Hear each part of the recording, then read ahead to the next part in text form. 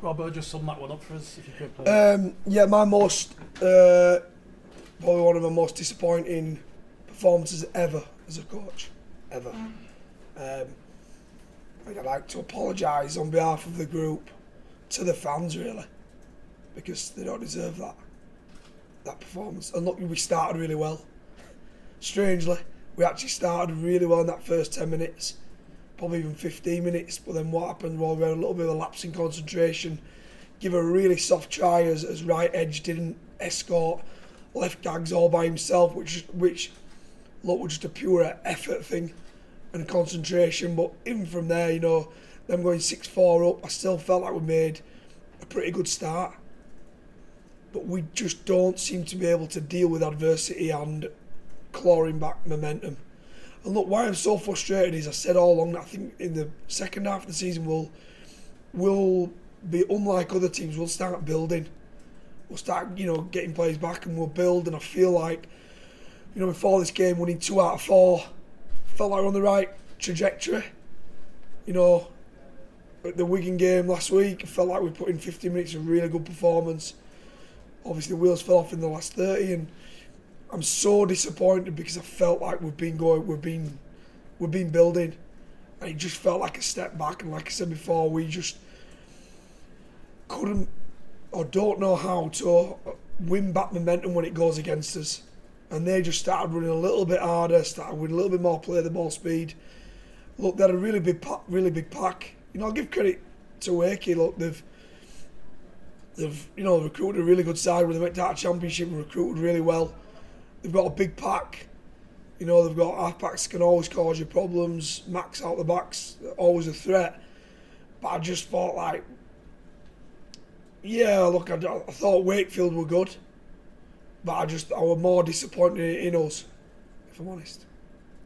Is the potential that players might be looking at where you are on the table and looking at the games to come and thinking, well, that's coasting towards the end of the season? Is that a danger? If that is, I don't think they're not what we want at Huddersfield Giants. You know, the proud club that we have, the proud owner, the proud fans, the people that work in this building, everybody associated with the club. It's not what it's about. You know, there's going to be some home shoes. They're coming in early in the morning. We are going to be in early tomorrow, and there's going to be. We need to find out why for the remainder of the year, because you say there's nothing to play for. I don't believe that, and I've always said it. You know, every single time you step over that line, there is everything. It becomes life and death. It becomes more important. It becomes the most important thing in your life for 80 minutes. It becomes the most important thing of your life. Something I've always lived by, something that this club lives by, and it should be that everybody who puts on that shirt should live by. So we need to find individually what our why is for the rest of the year. You play for the badge regardless, don't you? It's a shame for Leroy as well tonight. We give the fuss the club made of him, which was really nice. Look, the club, it's a two-way thing. The club appreciate what Leroy is and what the man he is and what he's done for this club, and I think Leroy, on the flip side, appreciate this club. And you know, the guard of honour with the chairman in the centre of the field, I thought were an amazing. I've said all along, look, I've got 3 young boys that play rugby, obsessed with rugby. If they grow into the player that Leroy's become, and even grow into the man he's become, that I just think I'd be an extremely proud dad. So to actually sort of taint that this day for him, I've spoke to the lads about that. I just think they've let somebody down that, you know, the club, that means a lot. It means a lot. Somebody, an individual that means a lot to this club. And I thought we let him down. Can you change things through selection? Have you got the potential to do that, or is it you've got to try and do it another way? There's little bits of there's not much room for manoeuvre regarding personnel at this moment in time. You know, potentially Greeny's going to be back after his head knock. Wilson don't look like he's going to be back till after the mid-season break. Sam Hewitt's obviously broke his jaw. Nial looks like he could be out for an extended period now, which is crazy. You know, we've tried to wrap him in cotton wool, and it looks like he potentially could be out. So look, there's there's one or two players that are waiting in the wings, but there's not abundance of players. There's not 5 or 6. There could potentially be 1 or 2 players that come back in. You know, George Flanagan didn't play this week. Like I say, Greeny could be back. But yeah, look.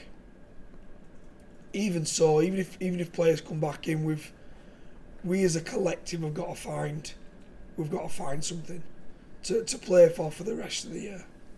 Just lastly for me, Nial, was it recurrence of the foot or was it his calf? Literally about 5 minutes into the game, he just reported that he had a tight calf. Obviously, it was so early on in the game that I was a bit like, oh, this could be a killer blow, this. I mean, if you notice, he sort of wasn't getting around the field as well as he'd liked, so he didn't want to come off. You know, the message is coming back for him. I think it's just tight. You know, let me go. And we did that, and then it got to half time, and the longer half time went on, the more he said it started to tighten up, and the cooler he got, the more he could feel it. So, look, I said to him at the time, should we pull you? He said, look, just, you know, let's see what I'm like in the second half. You know, see if it warms up, see if it is just, you know, a tightening. Then literally 5 minutes into the second half, he was like, this don't feel good at all. That's when obviously we had to make the changes. It wasn't just an easy change because we moved Gags from wing to full back, we put Sam else on the wing, put Bibby from back row to centre, and Leroy then to back row. But yeah, I feel absolutely good for him. He's a player that I've admired for years, and when Salford were going brilliant, he were a big part of that. He's been a big part of what Ulkar have done with the way they've built their club, and I think he's a fabulous player. But for us at this moment in time, he's had nothing but bad luck.